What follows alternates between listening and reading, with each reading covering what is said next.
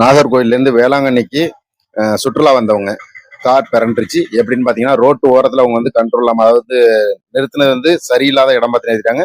அதில் பேலன்ஸ் இல்லாமல் என்ன பண்ணிச்சு, கார் பிறண்டுருச்சு. பிறண்டதில் யாருக்கும் எந்த ஆபத்துமே இல்லை, எல்லாருமே சேஃபாகவே இருக்காங்க. இருந்த போதும் கார் உகந்துட்டு நல்ல டேமேஜ் ஆயிடுச்சு. அதன் பிறகு அங்கே இருந்தவங்க எல்லாருமே துரிதமாக செயல்பட்டு அவங்கள வந்து கரெக்டாக கொண்டு போய் சேர்க்க வேண்டிய இடத்துல வந்து வேளாங்கண்ணி வரைக்கும் அவங்களுக்கு போகிறதுக்கான ஏற்பாடு செஞ்சு கொடுத்து அவங்களுக்கு சரியான வகையில் நல்லா ஹெல்ப் பண்ணியிருக்காங்க. நம்ம திருத்திரமுடி நண்பர்கள் தான். அவங்க யாருன்னு பார்த்தீங்கன்னா, அறம் ஆம்புலன்ஸ் குரூப் தான் அவங்க பண்ணியிருக்காங்க.